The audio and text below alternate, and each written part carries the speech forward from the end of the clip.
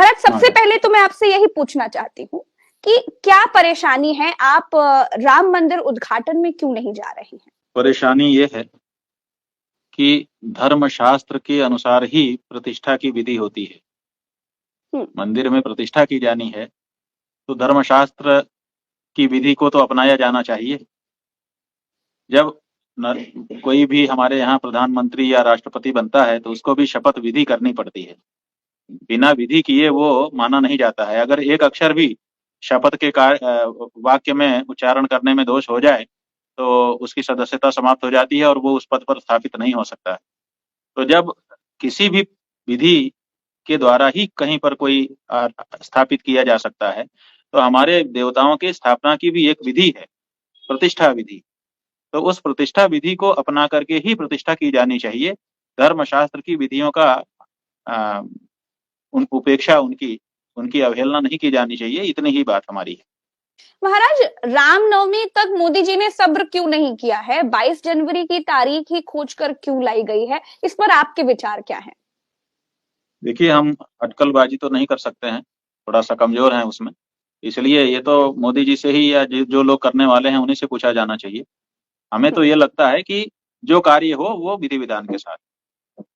क्या चुनाव जीतने के लिए मोदी जी ने शंकराचार्यों का अधिकार छीना है? अब किसने छीना, क्योंकि यहाँ तो मोदी जी सीधे हैं नहीं, यहाँ तो तीर्थ क्षेत्र ट्रस्ट है, वो कर रहा है, ऐसा कहा जा रहा है। चंपत राय जी कहते हैं कि राम मंदिर जो है वो रामानंद संप्रदाय का है, शैव शाक्त सन्यासियों का है ही नहीं, इसीलिए आपका उस पर कोई अधिकार नहीं है। इस पर आप क्या कहेंगे? देखिए, हम तो ये मानते हैं कि जो व्यक्ति जो वाक्य बोले, कम से कम अपने बोले वाक्य का तो आदर करे, दुनिया की बात का आदर न कर सके तो कोई बात नहीं। चंपत राय जी ये कह रहे हैं, जिस समय उनके श्रीमुख से ये वाक्य निकल रहे हैं, ये रामानंद संप्रदाय का, तो वो वाक्य बोलने से पहले उनको रामानंद संप्रदाय को समर्पित कर देना चाहिए, या बोलने के बाद कम से कम कि मेरे मुंह से निकला है तो मैं अपने वाक्य की रक्षा करूं, उनको रामानंद संप्रदाय को हैंड ओवर कर देना चाहिए। शंकराचार्य की सर्वोच्च पदवी होती है, आप सर्वोच्च धर्मगुरु हैं, इसलिए मेरा सवाल आपसे ये है कि अधूरे राम मंदिर के उद्घाटन से, गलत समय पर राम मंदिर के उद्घाटन से, गलत व्यक्ति के हाथों द्वारा राम मंदिर के उद्घाटन से क्या नुकसान हो सकता है महाराज? अनिष्ट। क्या अनिष्ट हो सकता है? दुर्भिक्ष, मरण, भय। अगर ये सब कुछ है तो मोदी जी क्यों इतनी जल्दी उद्घाटन की कर रहे हैं? जल्दबाजी के पीछे कारण क्या है? जब उन्होंने क्या शंकराचार्यों से इस बात पर कोई चर्चा नहीं करी कि अधबने मंदिर का उद्घाटन करेंगे तो आप जिस तरह कह रहे हैं कि अनिष्ट हो सकता है? अब वो तो क्या उन्होंने किया क्या नहीं किया हमारी तो जानकारी में नहीं है। हमें तो जब समाचार माध्यमों से ये पता चला कि अभी प्रतिष्ठा होने वाली है तो हमने पूछा कि मंदिर बन गया क्या, तो पता चला मंदिर अभी 40% केवल बना है। तब हमको लगा कि अरे 40% बने मंदिर में भगवान को कैसे बुलाया जा सकता है, ये अनुचित है। फिर हमने शास्त्र देखे, शास्त्र पुकार पुकार के कह रहे हैं कि जो मंदिर होता है वो भगवान का शरीर होता है, पूरा बन जाने के बाद ही प्राण प्रतिष्ठा करनी चाहिए। तो फिर हमने ये बात कही पूछे जाने पर। अनर्थ क्यों करना चाहते हैं मोदी जी? अब हम ये तो नहीं कह सकते हैं, लेकिन ये जरूर है कि शास्त्र विधि का पालन न करते हुए अगर कोई कार्य किया जाएगा तो वो अच्छा फल नहीं देगा, और जो लोग इस कार्य से जुड़े हैं सबको उसका फल भोगना पड़ेगा।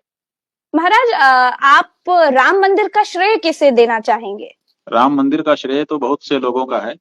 500 साल में बहुत सारे लोगों ने संघर्ष किया है, और अभी जो ताजा जो श्रेय होगा वो न्यायालय में पक्षकार बन करके जिन लोगों ने मुकदमा लड़ा, प्रमाण प्रस्तुत किए, उन पक्षकारों का और उनके अधिवक्ताओं का है। लेकिन यहाँ तो हर जगह कहा जा रहा है महाराज कि मोदी राम को लाए हैं। हाँ, हमने भी ये गाना सुना था कि जो राम को लाए हैं, तो हम उसमें चूंकि नाम नहीं बताया गया था गाने में, तो हमने विचार करना शुरू किया, अपने अगल बगल के लोगों से पूछा भाई कौन राम को लाया। तो लोगों में डिबेट हो रहा था, कोई कुछ कह रहे थे, कोई कुछ कह रहे थे। तो फिर हमने शास्त्र उठाया रामचरितमानस, तो उसमें देखा, उसमें लिखा हुआ था कि धरती के ऊपर जब बड़ा भार हो गया दुष्ट राजाओं का, तो धरती भाराक्रांत हो गई, वो ब्रह्मा जी के पास गाय का रूप धारण करके गई और उन्हें पोस्टर्स बने हैं, मोदी जी उंगली पकड़ करके राम मंदिर की ओर लेकर जा रहे हैं श्री राम जी को, बाल रूप श्री राम जी का दिखाया गया है और बड़ा रूप मोदी जी का दिखाया गया है।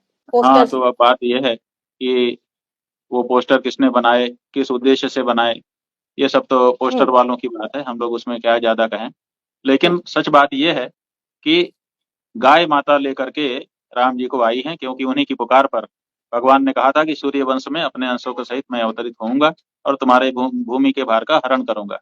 तो पृथ्वी रूपी जो गऊ है, गाय माता के रूप में उन्होंने जाकर के पुकार लगाई थी। तो हम तो ये मानते हैं कि गौ माता ही उनको लेकर के आई हैं, और इसीलिए हमने ये मांग की है कि उनकी प्रतिष्ठा आप करने जा रहे हैं तो उसके पहले गौ माता को राष्ट्रमाता घोषित करके उनका सम्मान सुरक्षित कर दीजिए।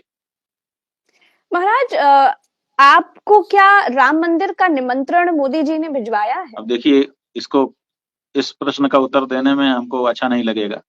अगर हम कहेंगे कि नहीं, हमें कोई निमंत्रण नहीं मिला है, तो लोग कहेंगे कि शायद निमंत्रण न मिलने के कारण नाराज होकर के ये बोल रहे हैं। यहाँ तो समस्या ये है कि लोग बड़ा छोटा अर्थ लगा लेते हैं बड़ी बड़ी बातों का। हम महाराज, इस तो तरह की बातें चल धर्मशास्त्र रही की हैं रक्षा सोशल की मीडिया नीति से पर, बोल रहे इसीलिए मैंने ये सवाल आपसे पूछा ताकि आपका जवाब उन लोगों को मिल जाना चाहिए जो हैं। इस नहीं नहीं, तरह की हमको कोई अनर्गल कोई बातें कर रहे निमंत्रण हमको नहीं, कोई निमंत्रण नहीं। तो ये अपमान क्यों किया जा रहा है?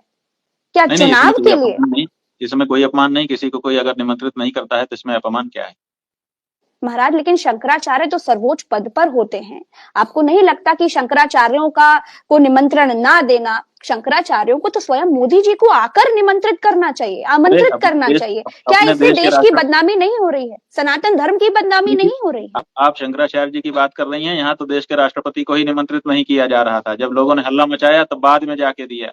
जब देश का प्रथम नागरिक राष्ट्रपति है तो पहला निमंत्रण उसको क्यों नहीं मिला? तो आप मान अपमान की कहाँ अब बात रह गई है? अब तो सब अलग तरह से हो रहा है। महाराज, काशी कॉरिडोर बड़ा भव्य बना है वाराणसी में। आपने कहा कि आप नरेंद्र मोदी को माफ नहीं कर पाएंगे, वो किस्सा मैं जानना चाहती हूँ। आपने ऐसा क्यों कहा? हमने इसलिए कहा कि हमारे जो पौराणिक मंदिर थे वहाँ काशी में, विश्वनाथ मंदिर के इर्द गिर्द में, वो पुराणों में उनका, स्कंद पुराण आदि में उनका वर्णन है, और परंपरा से हजारों वर्षों से, अज्ञात समय से उनकी पूजा होती चली आ रही थी। जो मंदिर बने थे वो भी कोई 500, कोई 800, कोई 1000 साल पुराने थे। मूर्तियां भी प्राचीन थी। तो उन सबको तोड़ करके फेंक दिया गया। तो जो हमारे मंदिरों को तोड़ करके फेंके, जो हमारे मंदिरों को और उसके अंदर की मूर्तियों को तोड़ करके फेंके, कैसे हमारा हृदय उसको आक्रोश व्यक्त न करे उसके ऊपर?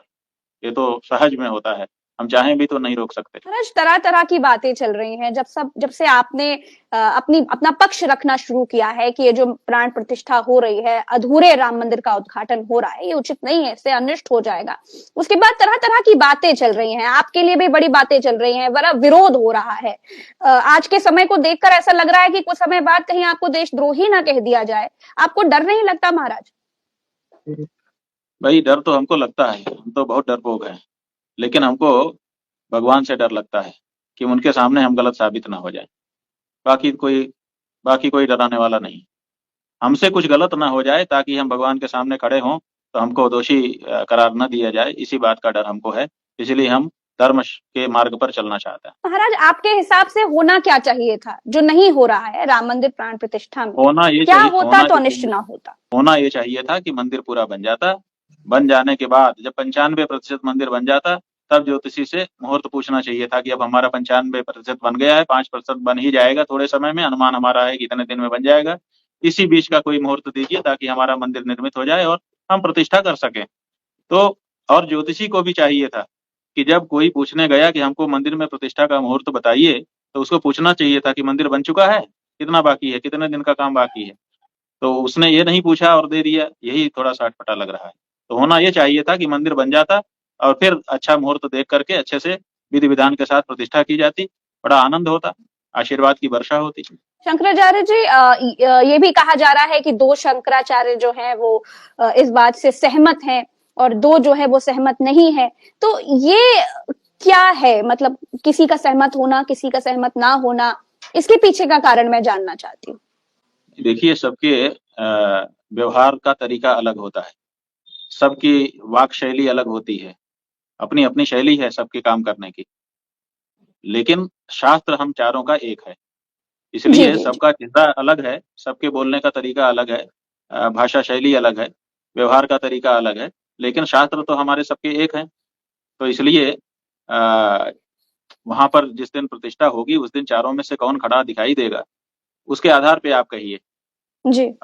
बाकी बाकी तो व्यवहार है, बहुत से लोग अलग अलग ढंग से अपने ढंग से व्यवहार करते हैं, लेकिन जो पत्र जारी किया गया है उन शंकराचार्यों की ओर से, उसमें पंक्ति पढ़ी है, उसमें लिखा है कि धर्मशास्त्रानुकूल कार्य किया जाना चाहिए। महाराज जी, एक बात कही जा रही है कि राम मंदिर को राजनीति का अखाड़ा बनाया जा रहा है।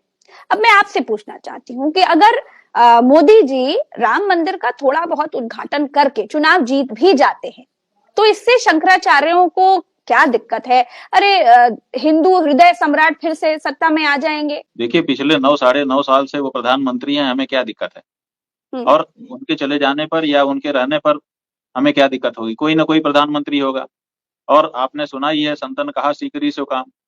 हमें कौन रिप होई हमई का हानि, हम तो जो है वही रहने वाले हैं। तो हम जब राजनीति के क्षेत्र में है ही नहीं, तो कोई राजा बने हमें क्या दिक्कत होती है? जो राजा बनेगा उसकी गलती पे हम उसके समय में बोलेंगे ही, ये भी तय है।